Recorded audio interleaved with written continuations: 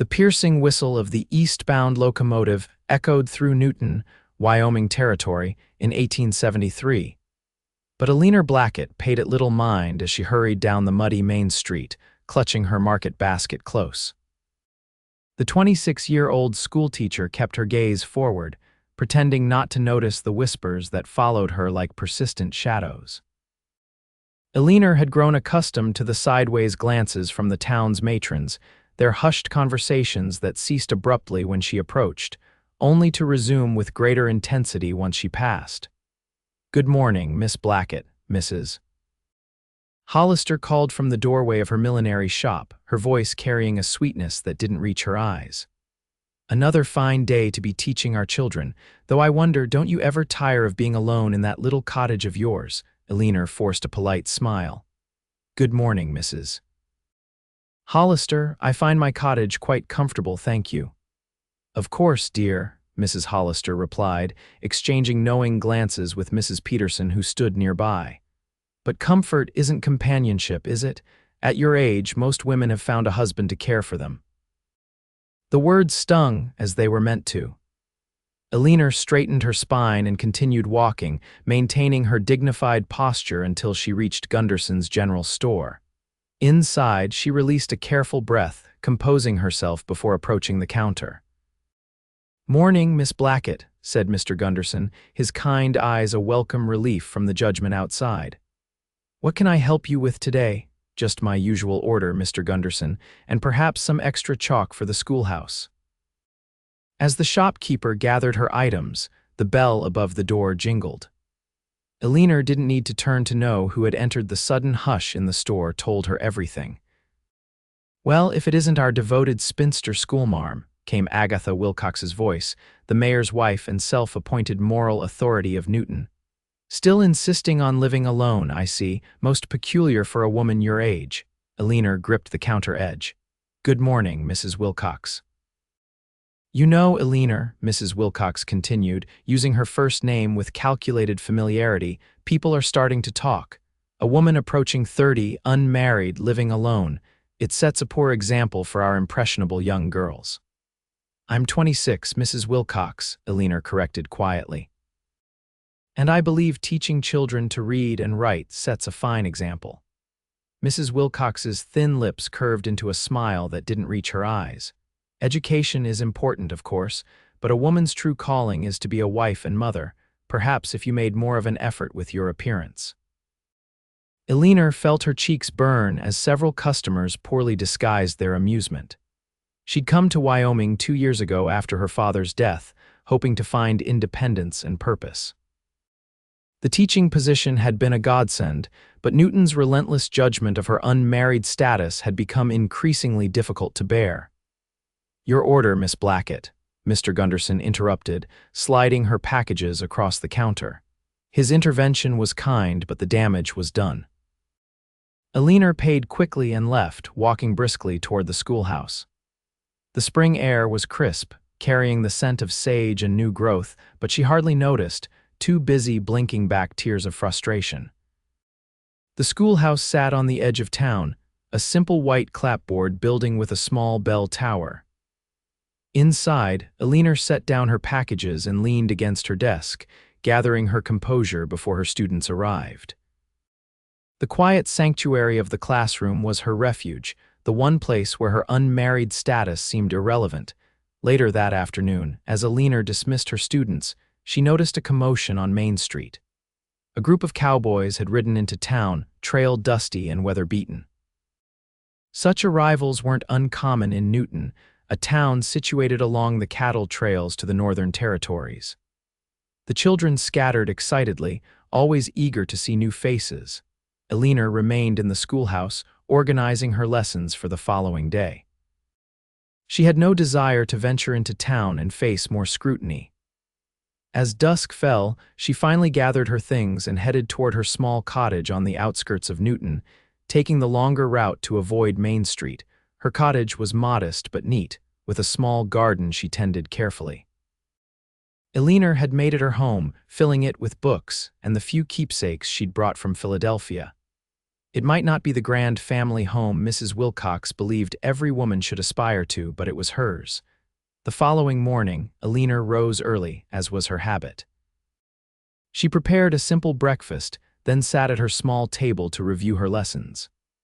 The knock at her door came as a surprise. Few people visited her, especially at this hour. Opening the door, she found Sheriff Miller standing on her porch, hat in hand. "Morning, Miss Blackett," he said, shifting uncomfortably. "Sorry to bother you so early." "Is something wrong, Sheriff?" "Not wrong, exactly. Thing is, we've got a situation at the boarding house. Mrs. Perkins has taken ill, and there's a gentleman who arrived with yesterday's group needing accommodation. The hotel's full with a railroad delegation, and, well," he hesitated. "You're hoping I might have a spare room to rent," Eleanor finished for him, immediately understanding his discomfort. An unmarried woman housing a male boarder would set the town's gossips afire. "Just temporary, mind you. He's a cattle buyer from Montana Territory. Respectable fellow, from what I can tell, name's Tucker Blackwell. I wouldn't ask if there were any other options." Eleanor hesitated. The extra income would be welcome. Teachers weren't paid generously, and she was still paying off her father's medical debts, but the scandal it would cause. "I understand if you refuse," Sheriff Miller added quickly. "Man can sleep in my office if need be." Eleanor straightened her shoulders. "No need for that, Sheriff. I have a spare room. If Mr. Blackwell is agreeable to a simple accommodation, he's welcome to it." The sheriff looked relieved yet concerned. "You're sure? The town gossips will have a field day." "They already do," Eleanor replied with a wry smile. "Send Mr. Blackwell over this afternoon. I'll have the room ready." After the sheriff departed, Eleanor stood in her doorway, questioning her decision. She had just added fuel to the already blazing fire of the town's disapproval. But something in her had rebelled at the thought of once again allowing Newton's narrow-minded propriety to dictate her choices. The morning at school passed in a blur of arithmetic and geography lessons.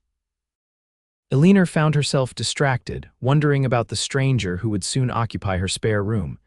During lunch recess, Martha Wilcox, Agatha's 10-year-old daughter, approached her desk.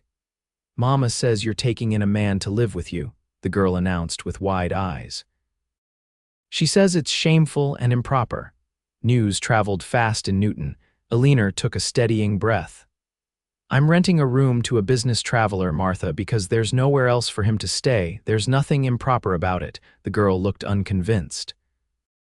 "Mama says unmarried ladies shouldn't live with men who aren't their family. She says it gives people ideas." "Your mother is entitled to her opinion," Eleanor replied carefully. "Now, please go outside and enjoy your recess." By the time school ended, Eleanor felt a knot of anxiety in her stomach. She hurried home to prepare the spare room, which had mainly served as storage since she'd moved in. She changed the linens, dusted the furniture, and placed a small vase of wildflowers on the dresser, trying to make the space welcoming. She was preparing a simple stew for dinner when another knock came at her door. Taking a deep breath, Eleanor smoothed her skirt and went to answer it. The man standing on her porch was not what she had expected. Sheriff Miller had described him as respectable, but failed to mention that Tucker Blackwell was also strikingly handsome. Tall and broad-shouldered, with sun-bronzed skin and eyes the color of a summer storm, he cut an imposing figure against the late afternoon sky. His dark hair was neatly trimmed, though a bit too long by Eastern standards, and his clothes, while trail-worn, were of good quality. "Miss Blackett." He removed his hat, revealing a shock of dark hair with a slight wave to it. "Tucker Blackwell, Sheriff Miller directed me here." "I understand you might have a room available." His voice was deep and pleasant, with a slight Western drawl that suggested years spent in the territories rather than the Eastern states. "Yes, Mr. Blackwell," Eleanor replied, finding her voice. "Please come in." He stepped inside, ducking slightly through the doorway. Up close, she could see the fine lines around his eyes, suggesting he was in his early 30s. His gaze took in the modest but tidy interior of her home with appreciation rather than judgment. "It's kind of you to open your home to a stranger," he said. "The sheriff mentioned you're the schoolteacher here in Newton?" "Yes, for the past 2 years." Eleanor gestured toward the small hallway. The spare room is this way. It's simple, but I hope it will be comfortable. Tucker followed her, his boots making surprisingly little noise on the wooden floor. When she showed him the room, he nodded appreciatively. "This will do nicely, madam. I won't be imposing on your hospitality for long, just until my business here is concluded." "May I ask what brings you to Newton, Mr. Blackwell?" Eleanor inquired as she led him back to the main room. "I'm looking to purchase cattle for a ranch in Montana Territory," he explained. "Been riding the circuit, building up a herd. Newton has a reputation for quality stock." "I see." Eleanor hesitated. "Mr. Blackwell, I feel I should warn you that my offering lodging to a single gentleman may cause some talk in town. Newton can be rather provincial in its attitudes." A hint of amusement flickered in his eyes. "I'm familiar with small-town sensibilities, Miss Blackett. If you're concerned about your reputation, I can seek accommodation elsewhere." "There is nowhere else," she reminded him, "and I'm not concerned enough to rescind my offer. I merely wanted you to be prepared." Tucker studied her face for a moment, and Eleanor had the distinct impression he was seeing more than she intended to reveal. "I appreciate your candor," he finally said, "and your kindness. Now, what's your policy on meals?" "I'm happy to take them at the hotel dining room if that's more convenient for you. Dinner is nearly ready if you'd like to join me," she offered. "I usually prepare breakfast as well. For lunch, you'll be on your own, as I'm at the schoolhouse." "That sounds more than fair." He smiled then, a genuine expression that transformed his weather-beaten features. "It's been a long while since I've had home-cooked meals. Trail food gets tiresome." As they sat down to dinner, Eleanor found herself surprisingly at ease with her unexpected boarder.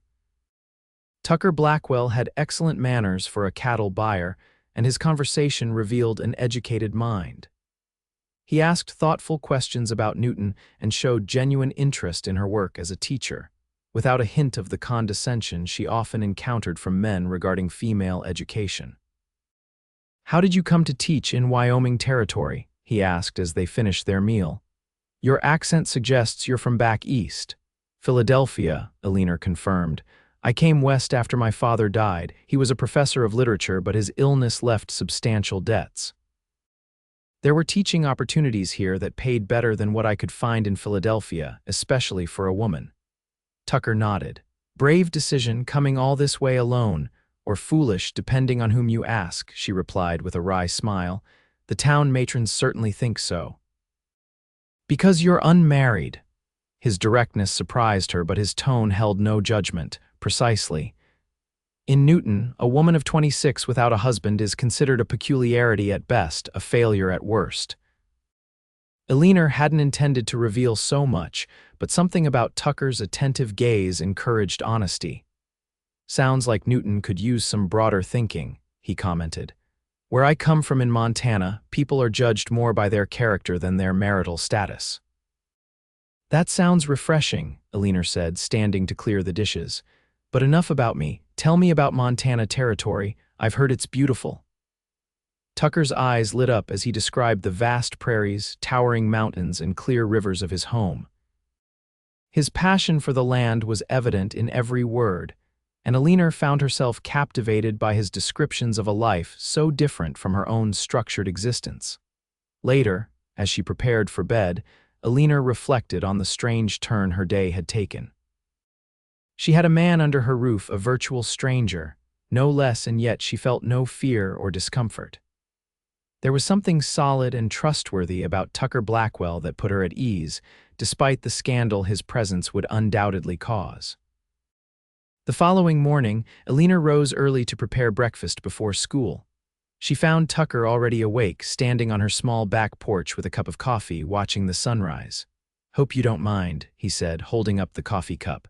"I'm used to early mornings on the trail." "Made enough for both of us." "Not at all," she replied, accepting the cup he offered. "I'm an early riser myself. Teaching requires preparation." They shared a companionable silence as the sun climbed higher, painting the Wyoming sky in brilliant streaks of gold and pink. In that peaceful moment, Eleanor could almost forget the difficulties that awaited her in town. "I'll be visiting some of the local ranches today," Tucker said as they finished breakfast. Don't expect me back until evening.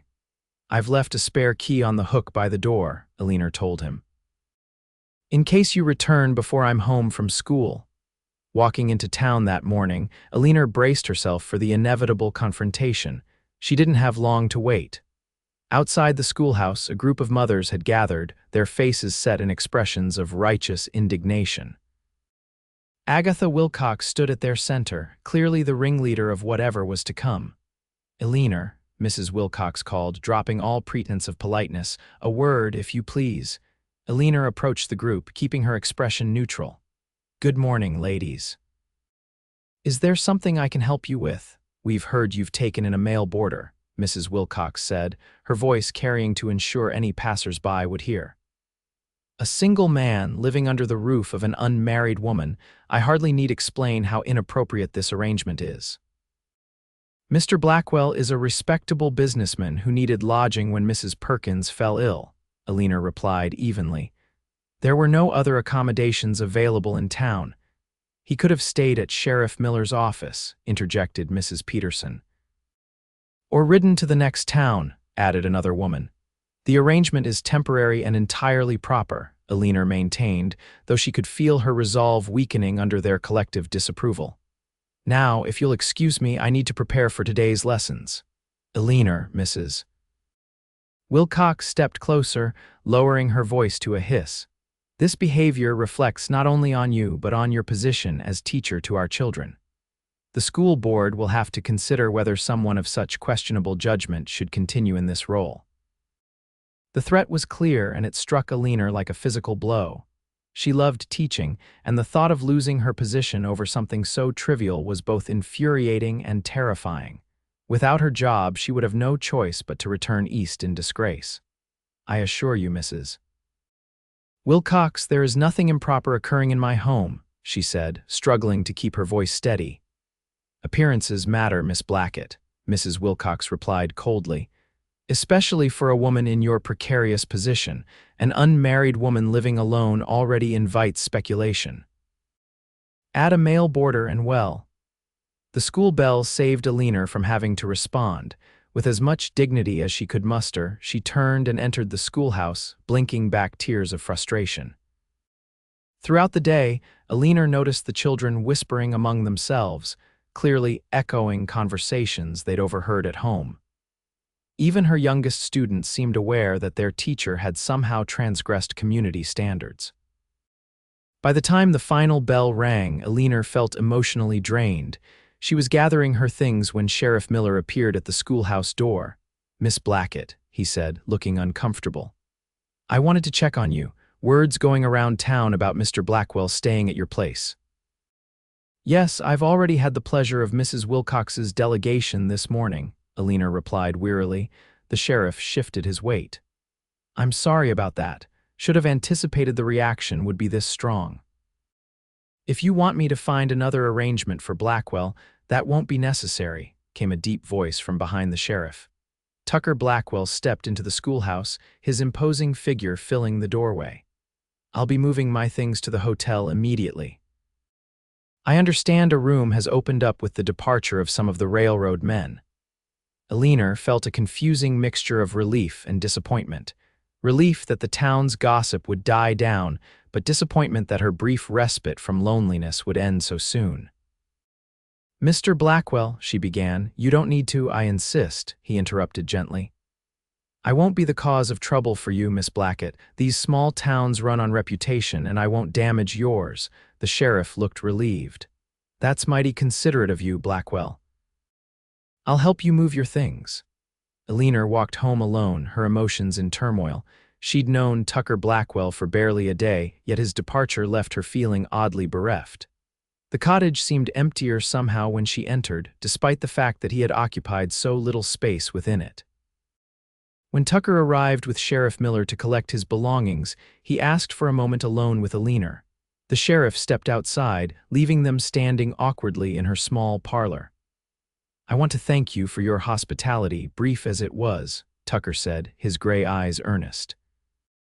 There's no need, Eleanor replied. I'm sorry the town's narrow-mindedness cut your stay short. Tucker studied her face. You've built a life here, Miss Blackett. I respect that too much to jeopardize it. Before she could respond, he reached into his pocket and withdrew a small leather pouch. The agreed rent for the week. I insist you take it, even though I'm leaving early. That's not necessary, please. He pressed the pouch into her hand, his fingers warm against hers. Consider it compensation for the trouble I've caused. Eleanor accepted the money, knowing she could use it but wishing circumstances were different. Will you be in Newton much longer, Mr. Blackwell? A few more days. I still have business to conclude. He hesitated. Miss Blackett, Eleanor, I hope we might still speak during my stay. Perhaps I could call on you properly and in daylight to avoid further scandal. The suggestion brought a warmth to her cheeks. I would like that, Mr. Blackwell. Tucker, he corrected with a small smile. If we're to be friends, I'd prefer you use my given name. Tucker, she repeated, liking the way it felt. Then you must call me Eleanor, at least when we're not in public. His smile widened. I look forward to it, Eleanor. After he left with the sheriff, Eleanor stood in her doorway for a long moment, wondering at the strange turn her life had taken. For the first time in months, she felt a flutter of something like hope. The next day passed without incident at school. The mothers who had confronted her seemed satisfied by Tucker's removal to the hotel, though Eleanor noticed their watchful eyes whenever she appeared in town. She maintained her usual routine, giving them no new fodder for gossip. In the late afternoon, as she was walking home from school, a familiar figure on horseback appeared on the road ahead. Tucker Blackwell rode toward her, looking every inch the capable Westerner atop his handsome chestnut gelding. Miss Blackett, he greeted her formally as he dismounted, mindful of any observers. May I walk with you a ways? Of course, Mr. Blackwell. She matched his formal tone, though she couldn't help the smile that tugged at her lips. They walked side by side, Tucker leading his horse, keeping a respectable distance between them. How did your business go today? Eleanor asked. Well enough. I've secured agreements with 2 ranchers for some prime breeding stock. Should make a fine addition to my herd in Montana. He glanced at her. And your day, any more trouble from the town busybodies? Not directly, though I suspect Mrs. Wilcox is still plotting my social downfall, Eleanor replied with a wry smile. She's never approved of me, even before your arrival, too independent for her taste. Independence is a quality to be admired, not condemned, Tucker said firmly, especially out here in the territories. Takes courage to stand on your own. His words warmed her. Few people in Newton seem to understand her desire for self-sufficiency. May I ask you something personal, Eleanor? Tucker's voice was low, meant only for her ears. She nodded, curious.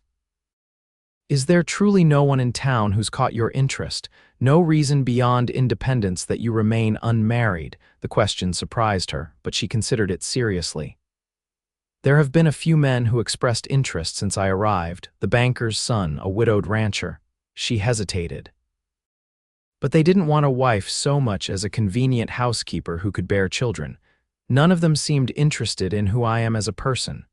Tucker nodded thoughtfully. And who are you, Eleanor Blackett? The simple question touched something deep within her.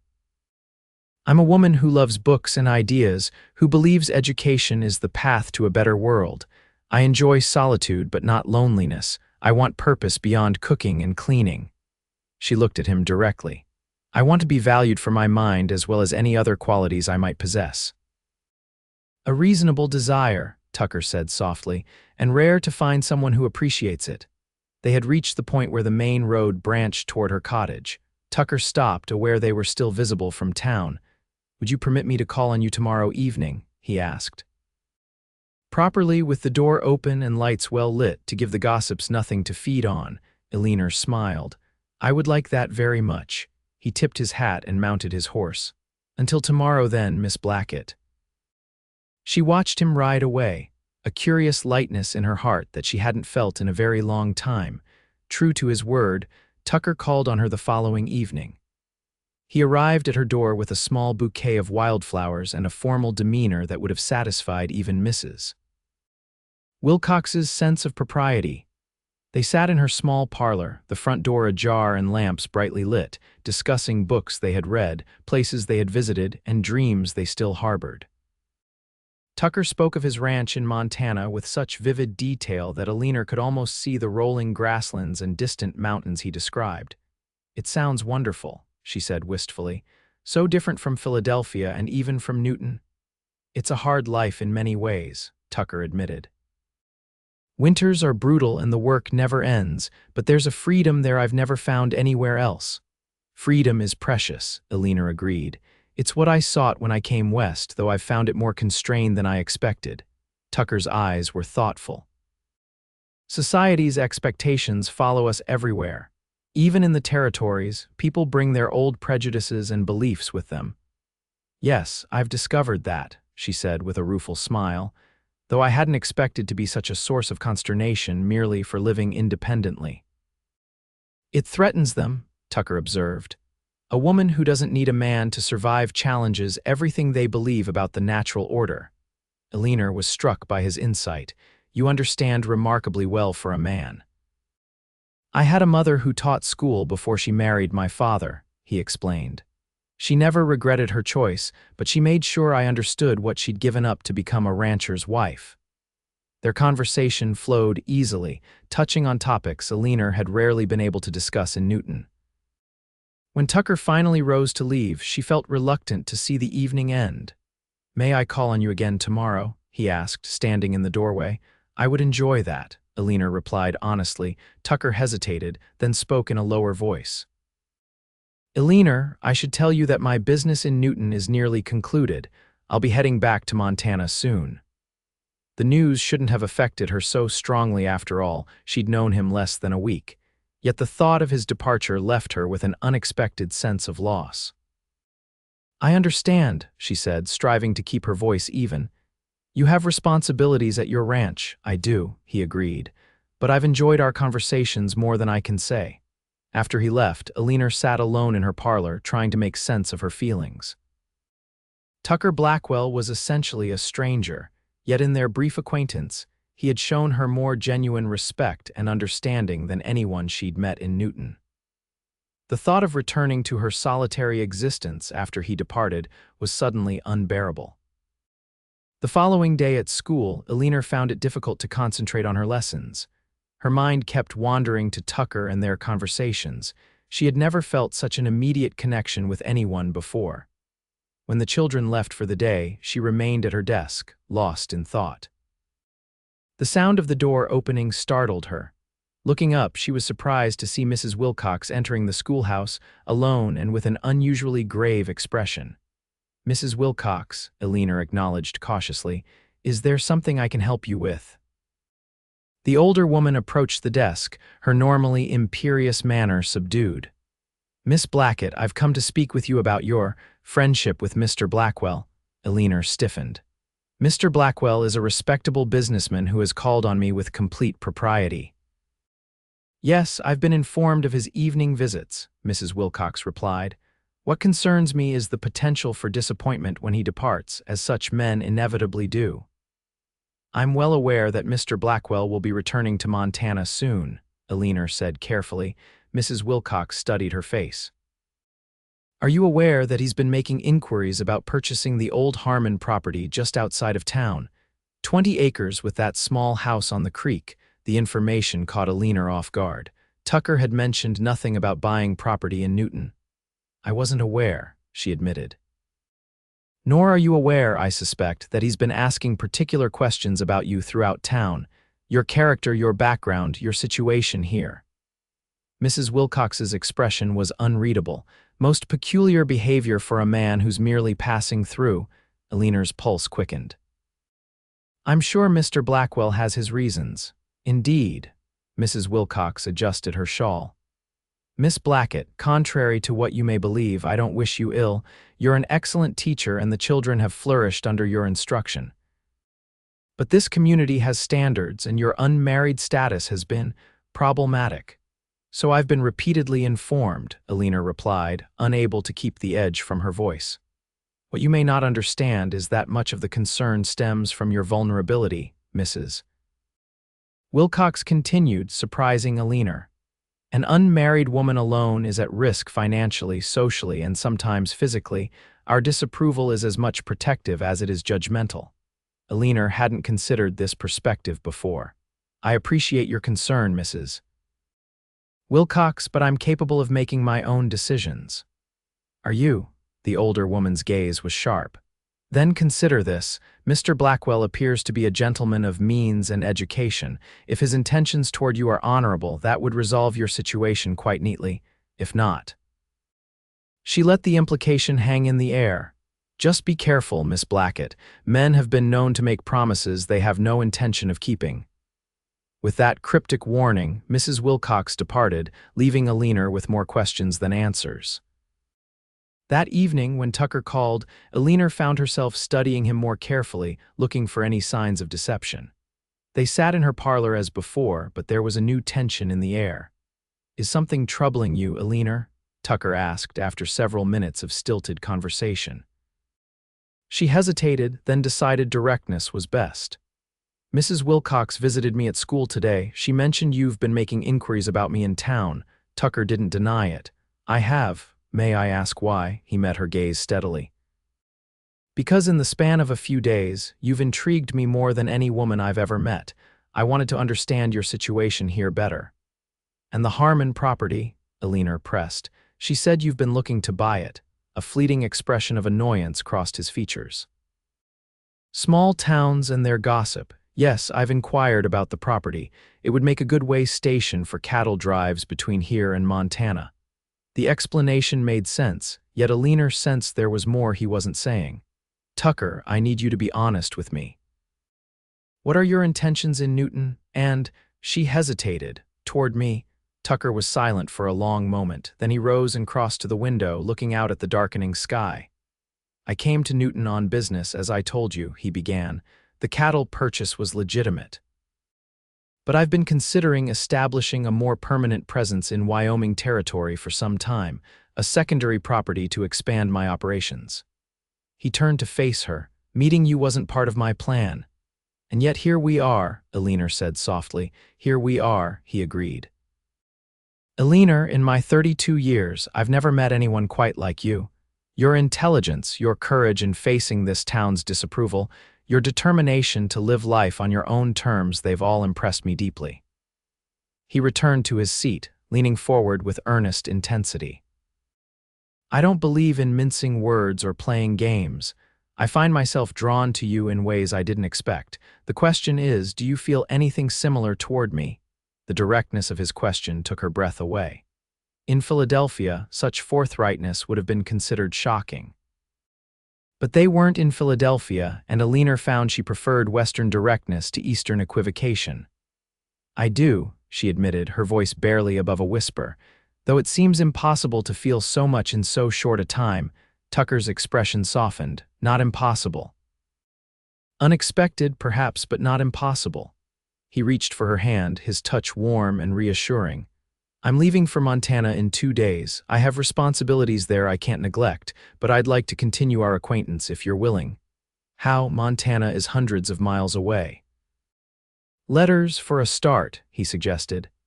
"And I travel to Wyoming several times a year for business. Each time I could spend time in Newton." He paused. "Or you could visit Montana, see the country I've told you about." The suggestion was scandalous by Newton's standards, an unmarried woman traveling to visit a bachelor. Yet Eleanor found herself considering it seriously. "Tucker, she began, but was interrupted by a sharp knock at the door. They pulled apart quickly as Eleanor rose to answer it. Sheriff Miller stood on her porch, looking apologetic. "Evening, Miss Blackett, Mr. Blackwell." He nodded to them both. "Sorry to interrupt, but there's been an incident at the Lucky Strike Saloon. A couple of cowboys passing through got into it with some locals. One of them mentioned knowing you, Blackwell, thought you might help calm things down before anyone gets hurt." Tucker stood immediately. "Of course. Sorry for the trouble, Eleanor. I'll call on you tomorrow if I may." "Yes," she replied, disappointment flooding her at the abrupt end to their conversation. "Please be careful." After they left, Eleanor paced her small parlor, her mind and heart in turmoil. Tucker's words had stirred something within her, a longing for connection, for understanding, for a future different from the lonely existence she'd resigned herself to in Newton. Yet Mrs. Wilcox's warning echoed in her mind. Was she allowing herself to be swept away by charming words and a handsome face? Tucker seemed sincere, but she had known him for only a matter of days. Could she trust the feelings developing between them? Eleanor slept poorly that night, her dreams filled with images of Montana prairies and Tucker's storm-gray eyes. By morning, she had reached no resolution to her dilemma. The school day passed in a blur. Eleanor went through the motions of teaching, but her heart wasn't in the lessons. The children seemed to sense her distraction, becoming more restless than usual. When the final bell rang, she was as relieved as they were. Walking home, Eleanor was surprised to see a crowd gathered outside the general store. As she approached, she could hear raised voices, including one that was painfully familiar.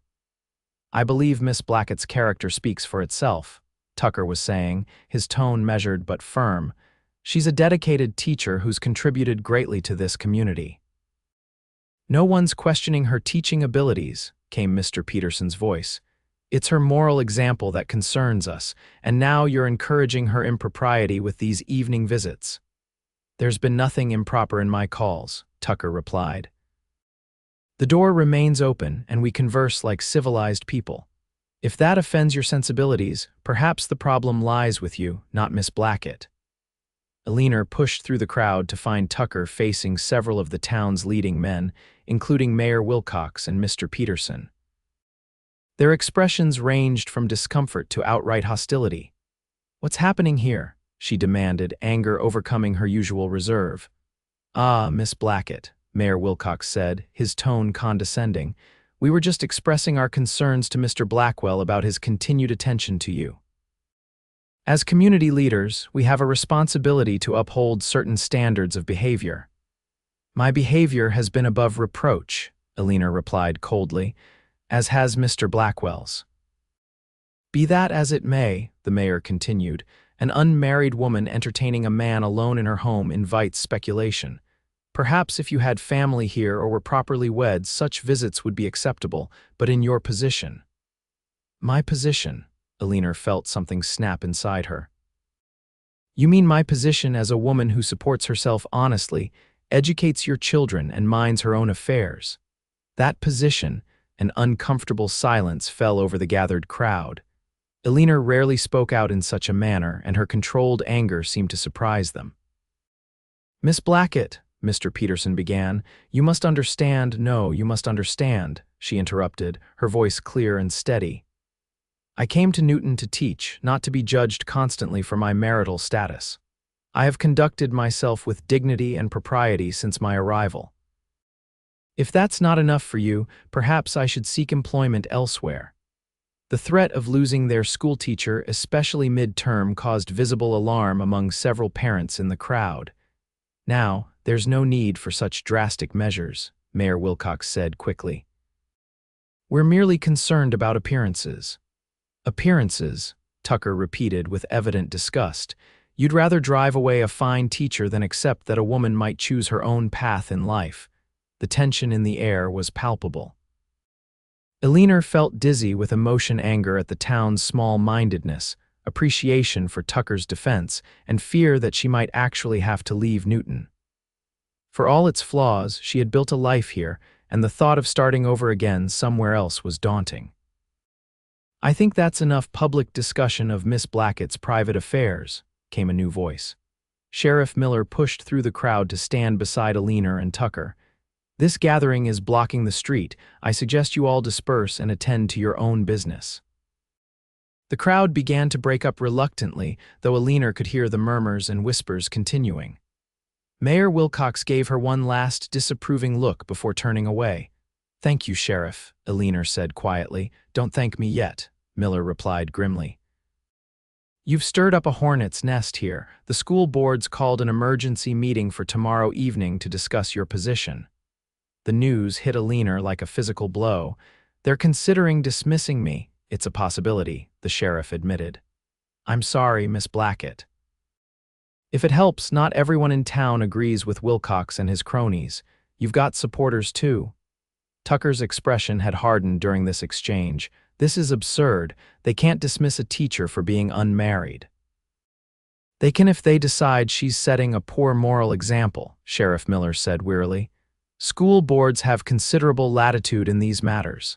Eleanor felt the ground shifting beneath her feet. I need to prepare my defense for the meeting. I'll accompany you, Tucker said immediately. She shook her head. That would only inflame the situation further. This is something I need to face alone. Sheriff Miller looked uncomfortable. Actually, Miss Blackett, having character witnesses might help your case. Mr. Blackwell's support could be valuable, given his standing as a business owner. Eleanor hadn't considered this angle. You think it would help rather than hurt, possibly, the sheriff said, but I'd suggest keeping any personal feelings between you two private for now. Focus on professional respect and community standards. Tucker nodded grimly. I'll speak as a concerned citizen who values education, nothing more. As they walked toward her cottage, Eleanor felt a strange calm descend. The crisis she had feared since arriving in Newton was finally upon her, and somehow, facing it directly was easier than the constant anxiety of anticipation. I'm sorry my presence has caused you such trouble, Tucker said as they reached her door. It's not your fault, Eleanor replied. This has been brewing since I arrived. You're just the convenient excuse they needed. Tucker's expression was troubled. There's something I need to tell you, Eleanor, something I planned to discuss this evening before we were interrupted. What is it? He took a deep breath. I wasn't entirely forthcoming about my interest in the Harmon property. It's true I was looking for a way station for cattle drives, but my primary motivation was more personal. Eleanor waited, her heart beating faster. I was considering a more permanent connection to Newton, he continued. Because in the short time I've known you, I've come to care for you deeply, more deeply than I thought possible. The confession stunned her. Tucker, I know it seems sudden, he said quickly, and I'm not asking for any commitment from you now. Just the chance to continue what we've begun, to see where it might lead. Before she could respond, Mrs. Peterson walked past, eyeing them suspiciously. Eleanor stepped back from Tucker, painfully aware of how their conversation might appear. We should continue this discussion inside, she said quietly. With the door open, of course. Once inside, Tucker paced the small parlor while Eleanor sat, trying to process everything that had happened. The timing couldn't be worse, she finally said. With my position at risk, any personal decisions I make will be scrutinized even more intensely. I understand that, Tucker replied, stopping his pacing to look at her directly. But sometimes life doesn't wait for convenient timing. Eleanor, if the school board dismisses you, what will you do? She had been avoiding this question. I suppose I'd have to seek a position elsewhere. Return east, perhaps, though the opportunities for female teachers are more limited there. Or you could come to Montana, Tucker suggested, his voice soft but intense. Not as my guest, but as my wife. The words hung in the air between them. Eleanor stared at him, certain she had misheard. Your wife, Tucker, we've known each other less than a week. I know, he acknowledged. By conventional standards, it's madness. But out here in the territories, people often make decisions more quickly than they would back east. Life is harder, more uncertain. When you find something or someone of value, you don't hesitate. He knelt before her chair, taking her hands in his. I'm not offering marriage based on a romantic whim, Eleanor. I'm a practical man. I've built my ranch through hard work and careful decisions. When I look at you, I see a woman of intelligence, courage, and character qualities I value above all others. We get along well, we share similar views on many important matters, and, he smiled slightly, I find you utterly captivating. Eleanor was speechless. The proposal was everything society said a woman should want, yet it had come from a man she barely knew. A man who, despite their brief acquaintance, had shown her more respect and understanding than anyone in Newton. Tucker, I'm honored by your proposal, but this is so sudden, I need time to think. He nodded, squeezing her hands gently before releasing them. Of course. But time is something we have little of. I must return to Montana soon, and you face this school board meeting tomorrow. An idea seemed to strike him. What if we present them with a solution to their perceived problem? If you were engaged to be married, their primary objection to your living arrangement would be resolved. Eleanor frowned. You're suggesting we announce an engagement merely to satisfy the school board, not merely for that, Tucker clarified. I'm proposing marriage because I want to marry you, Eleanor. The timing of the announcement would serve a practical purpose as well. The suggestion was both shocking and tempting. Marriage to Tucker would solve her immediate problems with the town's gossips and the school board. It would also mean leaving Newton, leaving teaching, and embracing a life she knew little about as a rancher's wife in Montana. I need tonight to consider, she finally said. This is too important a decision to make hastily, even by Western standards. Tucker rose, respecting her need for space. Of course, I'll call on you tomorrow before the school board meeting. Whatever you decide, Eleanor, know that my regard for you is sincere. After he left, Eleanor sat motionless in her parlor, overwhelmed by the events of the day and the choice before her. Marriage had never been her goal in coming west. She had sought independence, the freedom to teach without the constraints her gender imposed in Eastern schools. Yet Tucker offered a different kind of partnership than she had observed in Newton's marriages, one based on mutual respect rather than female subservience. Could she build a life with a man she had known for such a short time? Was she willing to leave teaching, a profession she loved? And what of Montana, a place she had never seen, even wilder and more remote than Wyoming Territory? The questions swirled in her mind as night fell. Eleanor lit a lamp and took out paper and pen, methodically listing the pros and cons of Tucker's proposal as she would approach any logical problem. Yet logic seemed inadequate for this most personal of decisions. She slept fitfully, her dreams a confusion of schoolrooms and vast prairies, of Mrs. Wilcox's disapproving face and Tucker's warm gray eyes. When morning came, Eleanor rose early, her decision still unmade. The school day passed in a blur of routine. She noticed the children were subdued, as if they somehow sensed the uncertainty of her position. When the final bell rang, Eleanor remained at her desk, organizing her teaching materials with particular care. If this was to be her last day at Newton's school, she wanted to leave everything in order for her replacement. As the afternoon light began to fade, Eleanor finally locked the schoolhouse and walked slowly toward town. The school board meeting was scheduled for 7 o'clock at the town hall. She had just enough time to return home, refresh herself, and prepare her defense. Tucker was waiting on her porch when she arrived. He stood as she approached, his expression a mixture of hope and concern. "Eleanor," he greeted her simply. "Tucker." She unlocked her door and invited him inside, no longer caring what the neighbors might think. Her reputation was already at stake. A few more whispers would make little difference now. Once inside, Tucker remained standing, hat in hand. "Have you had time to consider my proposal?" Eleanor set down her books and faced him directly. "I have, and I have questions before I can give you an answer." "Ask anything," he replied. "If I were to marry you, would you expect me to give up teaching entirely?" Tucker considered this carefully. "Montana doesn't have many established schools yet, especially in the rural areas, but there are children on neighboring ranches who need education. I wouldn't stand in your way if you wanted to teach them." His answer relieved one of her primary concerns. "And what kind of marriage would you expect? Many men want a wife who's merely a housekeeper and mother to their children." "I want a partner, Eleanor," Tucker said firmly. "Someone to share my life with in all its aspects. The ranch prospers because I make sound decisions. Having a wife with your intelligence and education would be an asset, not a hindrance." "And children?" The question was bold but necessary. "I hope for them eventually," he admitted, "but that would be for us to decide together when the time is right." Eleanor nodded, appreciating his directness.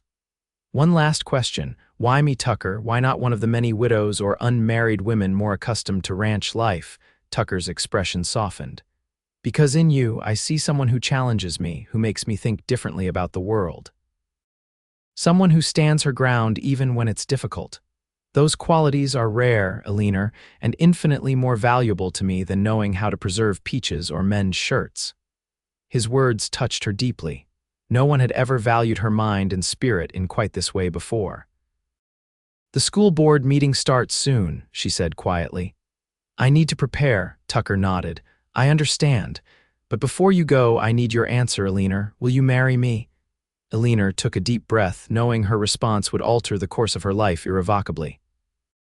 Logic, emotion, and practicality all warred within her, but as she looked into Tucker's earnest gray eyes, one answer felt right. Yes, Tucker, I will marry you. His face transformed with joy. In 2 strides, he crossed the room and took her hands in his. You've made me the happiest of men, Eleanor.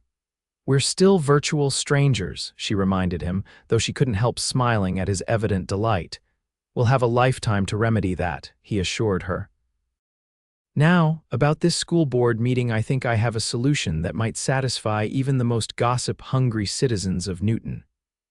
Eleanor arrived at the town hall with Tucker at her side, her head held high despite the whispers that followed their entrance. The meeting room was packed with townspeople, not just the school board members, but what appeared to be half of Newton's adult population. Mayor Wilcox called the meeting to order from his position at the center of the long table at the front of the room. Beside him sat the other board members, Mr. Peterson, Dr. Hamilton, Mrs. Hollister, and surprisingly, Sheriff Miller. This emergency session of the Newton School Board will now come to order, Mayor Wilcox announced with pompous formality. We are gathered to discuss concerns regarding the continued employment of Miss Eleanor Blackett as the town's schoolteacher. Eleanor felt Tucker's supportive presence beside her as she faced the board. The room was uncomfortably warm, filled with the tension of anticipation. Before we hear from Miss Blackett, the mayor continued, I'll summarize the concerns that have been brought to our attention. Primarily, these involve Miss Blackett's unmarried status and her recent decision to entertain a male caller, Mr. Blackwell, in her home without proper chaperonage. Murmurs rippled through the crowd. Eleanor noted with some satisfaction that not all the whispers sounded supportive of the mayor's position. Mayor Wilcox, Sheriff Miller interrupted, as a board member, I'd like to point out that Miss Blackett's private life is her own business, provided she maintains professional conduct in the classroom. Has anyone presented evidence that her teaching has been in any way deficient? The mayor looked annoyed at the interruption. This is not merely about teaching ability, Sheriff. It's about moral example. Our children look to their teacher as a model of proper behavior. And what improper behavior has Miss Blackett demonstrated? The sheriff pressed. Maintaining her independence, supporting herself through honest work, these hardly seem like moral failings to me. A smattering of applause followed this statement, suggesting that Sheriff Miller was not alone in his opinion. Eleanor felt a surge of gratitude toward the lawman, who had proven to be a more steadfast ally than she'd realized. Be that as it may, Mayor Wilcox continued stiffly, the board must consider the community's standards when employing a teacher. Miss Blackett, do you have anything to say in your defense? Eleanor stood, feeling surprisingly calm. I do, Mayor Wilcox. For 2 years, I have served this community to the best of my ability. My students' progress speaks for itself. Their reading scores and arithmetic proficiency have improved markedly under my instruction. I have conducted myself with propriety at all times. She paused, looking around the room at the faces of parents whose children she had taught. I understand that my unmarried status has been a source of concern for some in Newton. While I believe such concern is misplaced, I respect that this community has certain expectations. Mayor Wilcox nodded, seeming to think she was conceding his point. Then you understand our position. If I may finish, Eleanor interrupted politely but firmly. I believe I have found a solution that should satisfy all parties concerned. Tucker stood beside her, taking her hand in a gesture that caused another ripple of whispers through the room.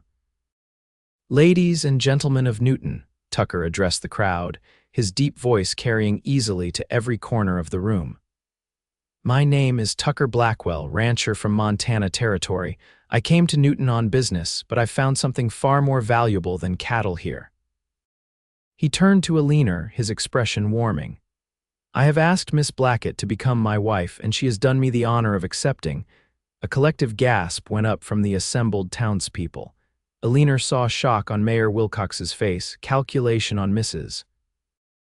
Hollister's and what looked suspiciously like satisfaction on Sheriff Miller's. Our engagement is recent, Eleanor continued, but our intentions are sincere. Mr. Blackwell and I plan to marry before he returns to Montana. Well, Mrs. Wilcox exclaimed from her seat near the front, this is unexpected news. Indeed, the mayor said, looking somewhat deflated. While we congratulate you on your engagement, Miss Blackett, this does raise new questions about your teaching position. If you're to be married and moving to Montana, who will teach our children? I'm prepared to finish the school term, Eleanor replied. That's another 2 months, which should give the board ample time to secure a suitable replacement. The board members exchanged glances, clearly not having anticipated this turn of events. Sheriff Miller was the first to recover. I move that we accept Miss Blackett's proposal to complete the term with congratulations on her engagement, he said formally. I second the motion, Dr. Hamilton added quickly. As the town's physician, he had always been one of Eleanor's quieter supporters, valuing her efforts to teach hygiene and basic health concepts to the children. Mayor Wilcox looked as though he'd bitten into something sour, but parliamentary procedure left him little choice. Very well. All in favor, the vote was unanimous if reluctant from some quarters. As the meeting adjourned, townspeople approached to offer congratulations. Eleanor noted with wry amusement that many of the same women who had snubbed her previously now pressed forward with sudden friendly interest in her wedding plans.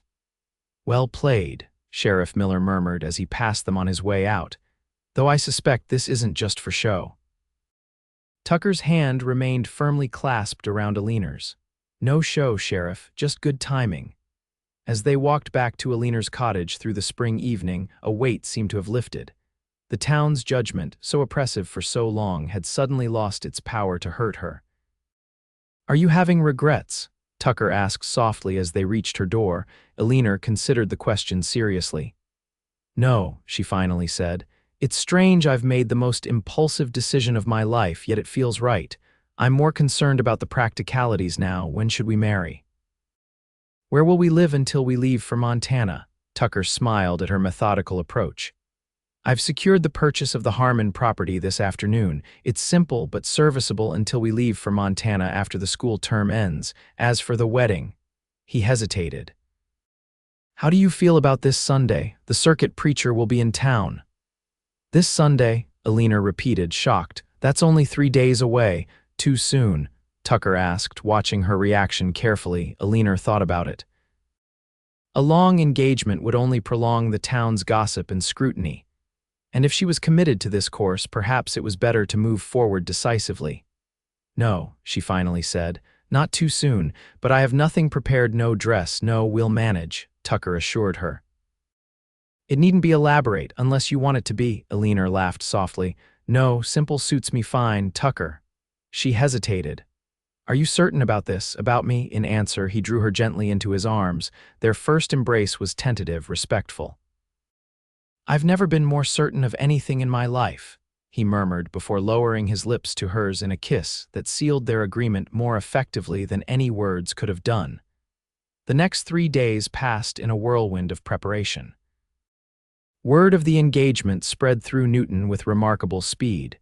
To Eleanor's surprise, many of the townswomen who had been her harshest critics now offered assistance with wedding preparations. Mrs. Hollister insisted on providing a hat with a small veil. Mrs. Peterson offered to play the organ at the church. Even Mrs. Wilcox unbent enough to send over a hand-embroidered handkerchief as a wedding gift. Eleanor suspected much of this newfound generosity stemmed from relief that the spinster schoolteacher problem was being resolved, but she accepted their help graciously. Her own feelings were a complex mixture of excitement, nervousness, and occasional disbelief at the swift change in her circumstances.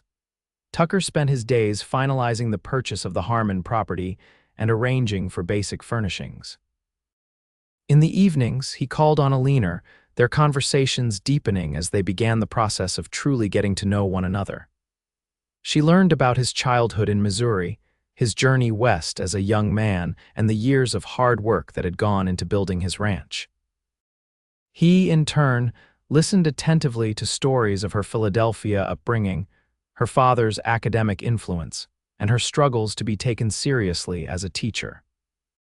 By the time Sunday arrived, Eleanor felt she knew Tucker better than she might have known a conventional suitor after months of carefully chaperoned visits. There was a directness to their relationship that suited her straightforward nature. The wedding itself was simple but dignified. Eleanor wore her best blue dress, enhanced by a new lace collar she'd hastily sewn. The church was filled with curious townspeople, some genuinely supportive, others simply unable to resist witnessing such an unexpected event. As Eleanor walked alone down the church aisle, having no family to give her away, she kept her eyes fixed on Tucker, who waited for her beside the circuit preacher. He looked handsome and solemn in a new black suit, his usually wind-tousled hair neatly combed. The expression in his gray eyes as he watched her approach gave Eleanor a sense of certainty that had been missing in her life for too long. "Dearly beloved," the preacher began the familiar words, "we are gathered here in the sight of God and this company to join this man and this woman in holy matrimony." The ceremony was brief. When Tucker placed a simple gold band on her finger purchased from Mr. Gunderson's store the day before and promised to love and cherish her until death, Eleanor felt the last of her doubts fade away. This man, who had entered her life so unexpectedly, had become her future. "I now pronounce you man and wife," the preacher declared. "You may kiss your bride." Tucker's kiss was gentle but possessive, a promise of deeper intimacy to come. As they turned to face the congregation, now as Mr. and Mrs. Blackwell, Eleanor saw a mixture of expressions on the townspeople's faces: approval, curiosity, and in a few cases, lingering skepticism. The reception at the town hall was more elaborate than Eleanor had expected. The women of Newton had outdone themselves with food and decorations, perhaps to demonstrate that they had always supported the schoolteacher despite evidence to the contrary. Eleanor accepted their congratulations graciously, finding humor rather than offense in their sudden change of heart. "Mrs. Blackwell," Mrs. Wilcox approached, using Eleanor's new title with evident satisfaction. "I wish you every happiness in your marriage. Montana will be quite different from Philadelphia, but I'm sure you'll adapt admirably." "Thank you, Mrs. Wilcox," Eleanor replied, suspecting the older woman was already mentally interviewing potential replacements for the teaching position. Sheriff Miller offered more sincere congratulations when he approached with his wife. "Never seen a neater solution to a town problem," he said with a chuckle. "You two make a fine match. Montana's gaining what Newton's losing." By late afternoon, the celebration was winding down. Tucker approached Eleanor, offering his arm. "Ready to see our temporary home, Mrs. Blackwell?" The new name still felt strange to Eleanor, but not unwelcome. "Yes, I believe I am." They rode in Tucker's wagon to the Harmon property, located a mile outside town. The house was small and plain, but solidly built, situated on a gentle rise overlooking a creek. Spring wildflowers dotted the surrounding grassland, and cottonwood trees provided welcome shade. Tucker helped Eleanor down from the wagon, then surprised her by sweeping her into his arms to carry her across the threshold. "Welcome home," he said softly as he set her down in the main room. "It's not much, but it's ours until we leave for Montana." Eleanor looked around at the simple furnishings. Tucker had hastily assembled a table with 4 chairs, a small sofa near the stone fireplace, basic kitchen equipment.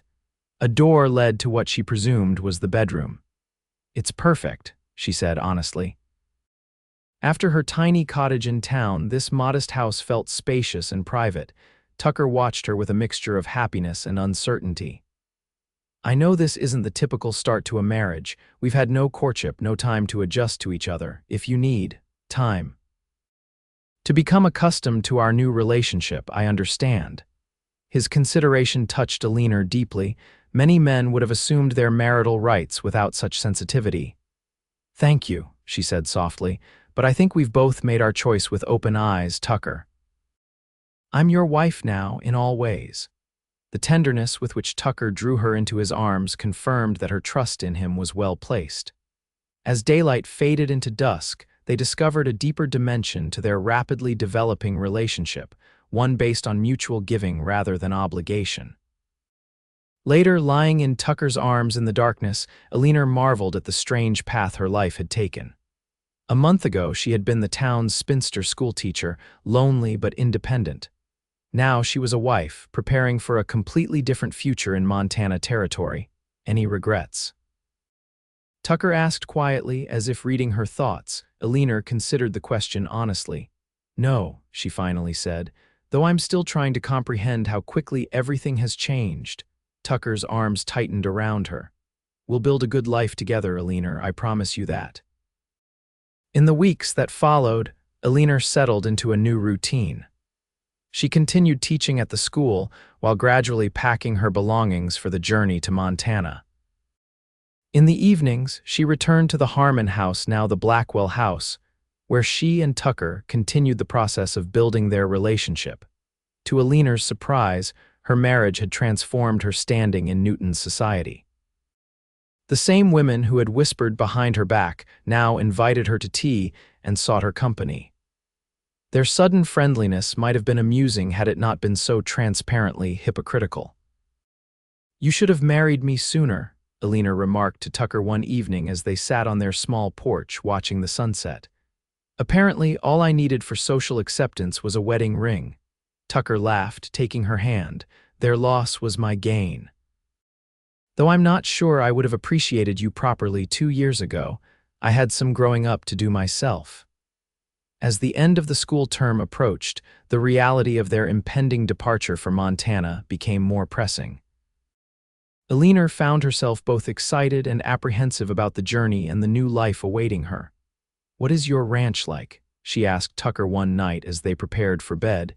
"You've described the land, but not the house itself." Tucker sat on the edge of the bed, considering his answer. "It's bigger than this place, but still modest. 2 stories with 4 bedrooms upstairs. My father built the original cabin, and I've expanded it over the years. There's a good kitchen, a study I use for ranch business, and a large main room with a stone fireplace." He looked at her uncertainly. "It's comfortable but not fancy like the homes you probably knew in Philadelphia." "I'm not expecting a Philadelphia townhouse in the Montana wilderness," Eleanor assured him with a smile. "But it sounds lovely. 4 bedrooms, though. That's ambitious planning." Tucker's expression grew serious. "I always hoped for a family someday, children to pass the ranch to eventually." He reached for her hand. "But that's something for us to decide together when the time is right." Eleanor squeezed his hand, appreciating his consideration. In their short marriage, Tucker had consistently demonstrated his respect for her opinions and wishes. It was a partnership unlike any she had observed in Newton's marriages. The last day of school arrived with a mixture of emotions for Eleanor. She had grown fond of her students, and leaving them was more difficult than she had anticipated.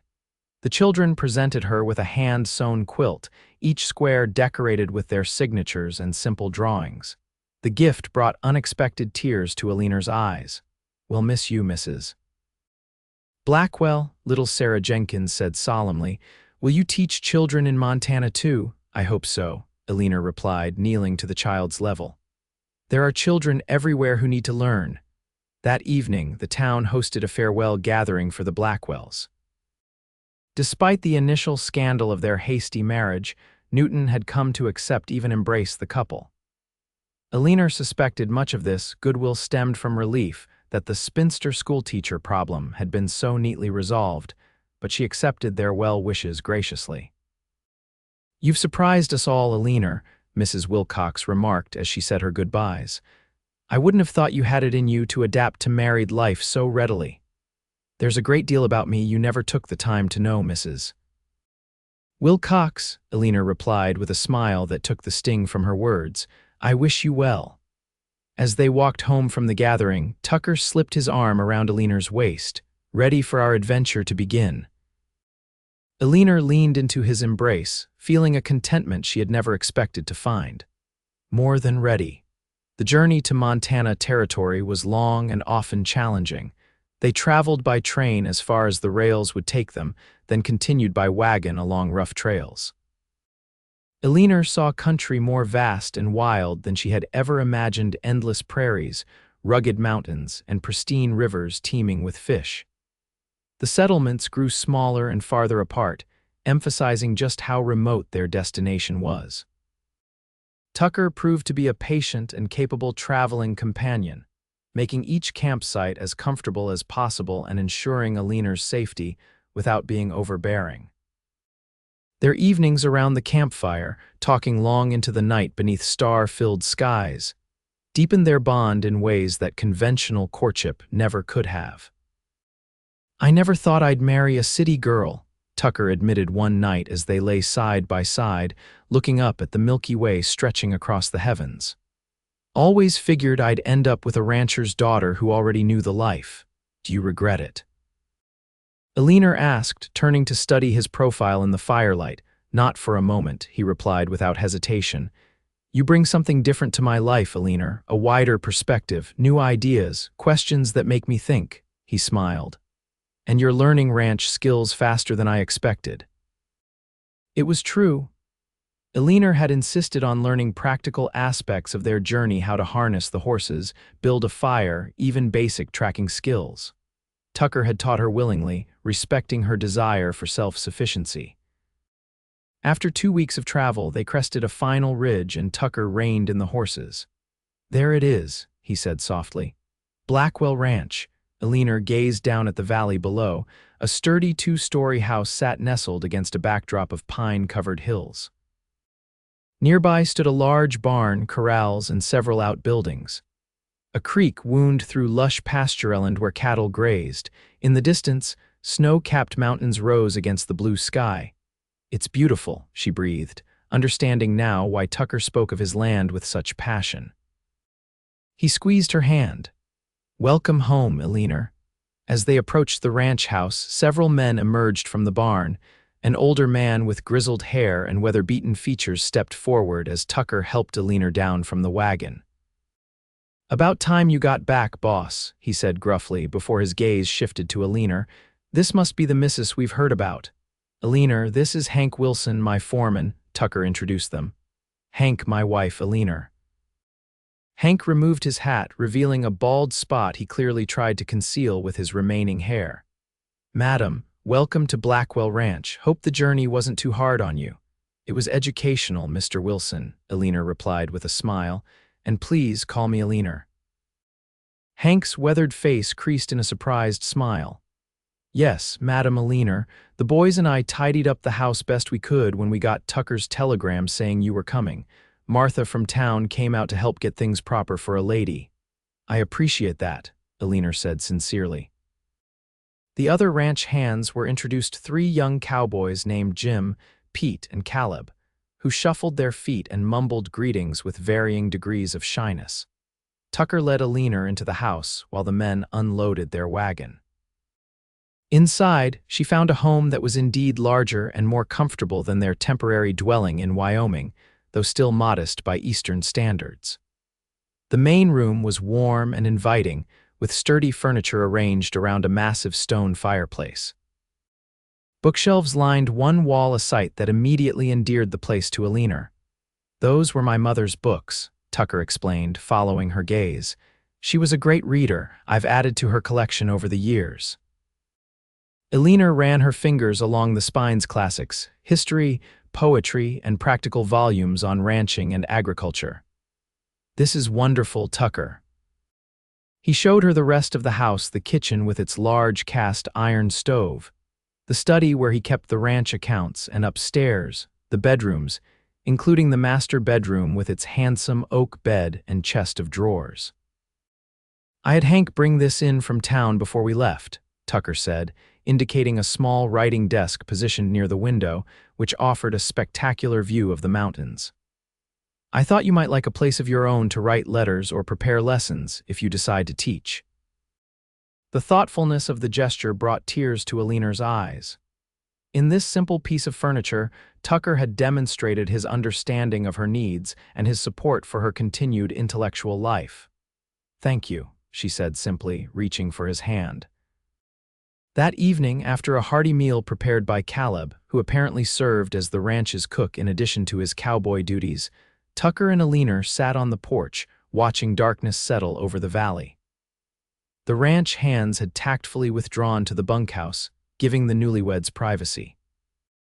"Happy?" Tucker asked, his arm around Eleanor's shoulders. "Very," she replied honestly. "Though I suspect it will take time to adjust to ranch life. I have so much to learn." "We have plenty of time," he assured her. "And I have a feeling you'll master ranching the same way you master everything else with intelligence and determination." In the months that followed, Eleanor proved Tucker's prediction accurate. She approached ranch life with the same methodical thoroughness she had applied to teaching.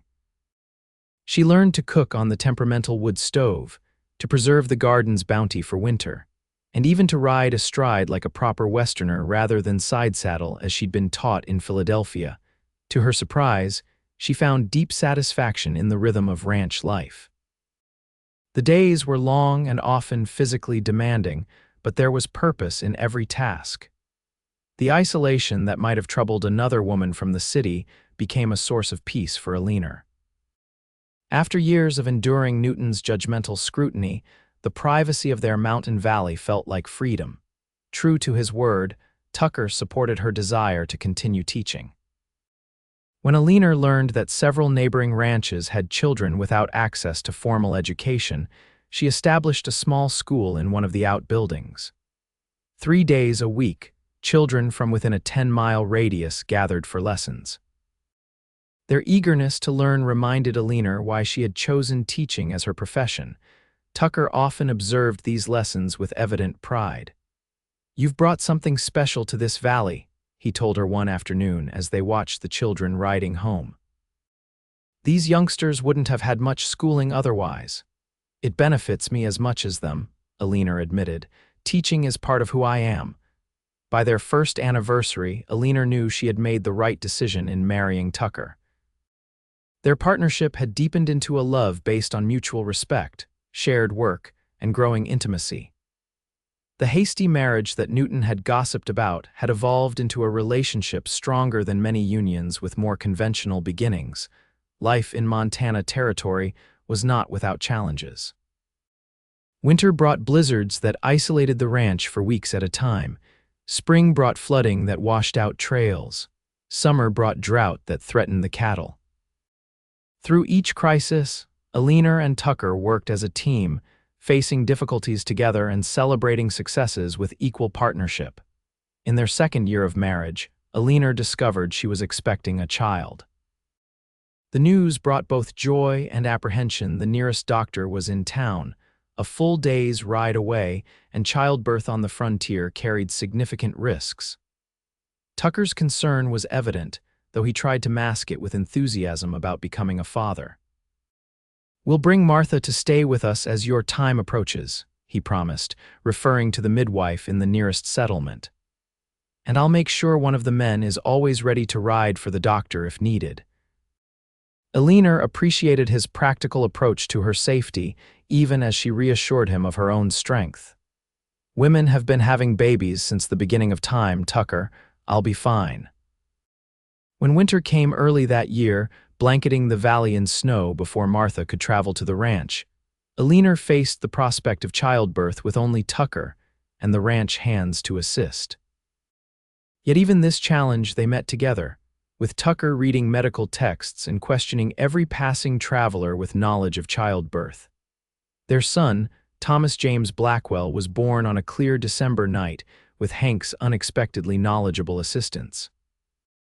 The gruff foreman had helped deliver calves, foals, and even his own children in his younger days. Tucker held Eleanor's hand throughout her labor, his strength giving her courage when pain threatened to overwhelm her. When he placed their newborn son in her arms, Tucker's eyes shone with tears. "He's perfect," he whispered, gently touching the infant's tiny fingers. "Like his mother." Looking up at the man who had entered her life so unexpectedly in Newton, Eleanor felt a wave of gratitude for the twist of fate that had brought them together. What had begun as a practical arrangement, a solution to Newton's disapproval, had blossomed into the deepest love she had ever known. "I love you," she said simply. Both of you. Tucker bent to kiss her forehead, then their sons. And I love you, Eleanor Blackett Blackwell. More than I ever thought possible. As winter gave way to spring and spring to summer, the Blackwell family thrived. Young Thomas grew sturdy and strong with his father's gray eyes and his mother's thoughtful expression. The ranch prospered under Tucker and Eleanor's joint management, her education complementing his practical experience in ways that benefited their enterprise. The small school Eleanor had established continued to grow, with older students now joining the younger children. Word of the schoolteacher turned rancher's wife spread through the territory. Occasionally, families traveled significant distances to consult Eleanor about their children's education or to borrow books from what had become an informal lending library at Blackwell Ranch. 3 years after that fateful meeting in Newton, Wyoming, Eleanor received a letter that brought the past full circle. It was from Sheriff Miller, informing them that Newton's new schoolteacher was leaving due to marriage, and the town was once again seeking a qualified educator. They asked if you might know of someone suitable, the sheriff wrote. The town has grown considerably with the railroad expansion. They're now offering a substantially higher salary and providing a proper teacherage. Mrs. Wilcox suggested I mention that an unmarried female teacher would be most welcome, as the town has learned that marital status has little bearing on teaching ability. Tucker laughed aloud when Eleanor read him this passage. Seems Newton has finally developed some sense, he remarked, bouncing young Thomas on his knee. Better late than never, Eleanor agreed with a smile. I'll write to my former classmate in Philadelphia. Sarah has always wanted to teach out west, and she's remained unmarried despite her mother's best efforts to find her a husband. As she penned her response to Sheriff Miller, Eleanor reflected on the strange journey that had brought her from being Newton's scorned spinster schoolteacher to her current life. The town that had once mocked her for being unmarried had inadvertently led her to the happiness she now enjoyed. Looking out the window at Tucker, who was showing Thomas how to pet a newborn foal, Eleanor felt a deep contentment. The woman who had sought independence had found something even more valuable, a partnership based on mutual respect and love. The town mocked her for being unmarried, she murmured to herself with a smile, and the cowboy said, I'll give you my name today. It had been the beginning of an unexpected story, her story, and one she wouldn't change for all the world.